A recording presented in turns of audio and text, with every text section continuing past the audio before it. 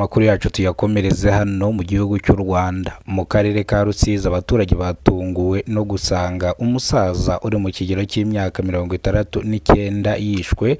Uyu musaza atuye mu murenge wa Nzahaha, bamwishe bamujyana mu murenge wa Gashora, dore ko bamushyize mu nzu itakibamo abantu, aho ubugenzacyaha bwatangiye gukora iperereza kugira ngo hamenyekanye uwishe uno musaza uri mu kigero cy'imyaka 69 y'amavuko mu murenge wa Nzahaha.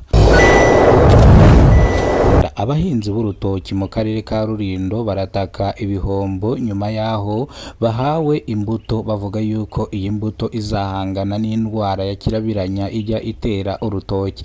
Kugeza izi saha urutoki rwabo rwarapfuye, kandi imibare myinshi mu bantu batuye mu karere ka Rulindo ni abatunzwe n'urutoki, bakaba bataka batabaza bavuga yuko bahabwa ingurane, dore yuko urutoki rwabo bari barushyize mu bwishingizi.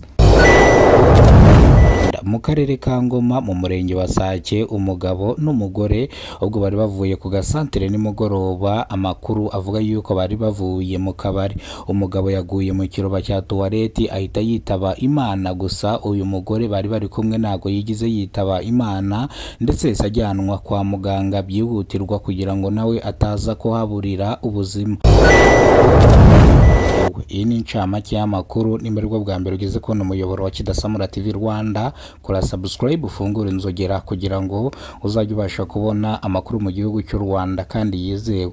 Reka amakuru yacu tuyahire mu karere ka Rusizi mu murenge wa Nzahaha. Abaturage batuye mu karere ka Rusizi mu murenge wa Nzahaha batunguwe n'urupfu rw'umusaza uri mu kigero cy'imyaka 69 y'amavuko, dore yuko bamwishe urupfu rubi cyane, bakamukura mu murenge wa Nzahaha bakamujyana mu murenge wa Gashora, ubwo bamujugunye mu kizu kitagituyemo abantu, aho ubugenzacyaha bwatangiye iperereza kugira ngo hamenyekane uwishe nyakwigendera uri mu kigero cy'imyaka 69. Ni mu gihe abaturage basabye ubugenzacyaha ko bwakora iperereza ryimitwe, kubera yuko amakuru avuga yuko mu masaha ya nijoro cyangwa mu masaha ya saa moya za nijoro ubwo yavaga ku kabari yari ari kumwe n'abagabo batatu, dore yuko harimo umugabo umwe wamwishyuzaga. Bikekwa yuko aribo bamwishe bakamuzana hano mu murenge wa Gashora bamukuye mu murenge wa Nzahaha. Abaturage basabye ubugenzacyaha ko bakora iperereza ko abo bagabo babiri bari bari kumwe mu masaha ya nijoro, mu masaha ashyira saa 2 z'umugoroba.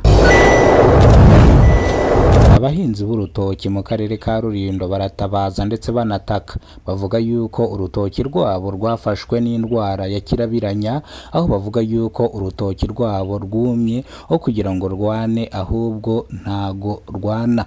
Bavuga yuko rero bitabaye ibyo ngibyo inzara iza kubica bitewe nuko urutoki rwabo ruri kuma. Bagaragaza yuko imibare myinshi y'abaturage batuye mu karere ka Rulindo batunzwe n'urutoki.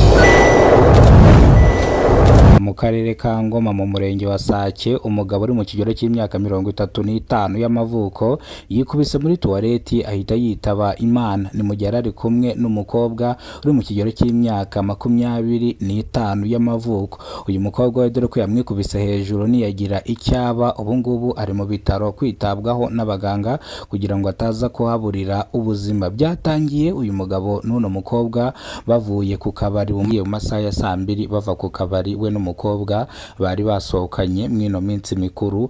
Uyu mukobwa yagiye adandabirana, uyu mugabo agiye kumufata ahita yikubita mu cyobo, uyu mukobwa nawe amwikubita hejuru.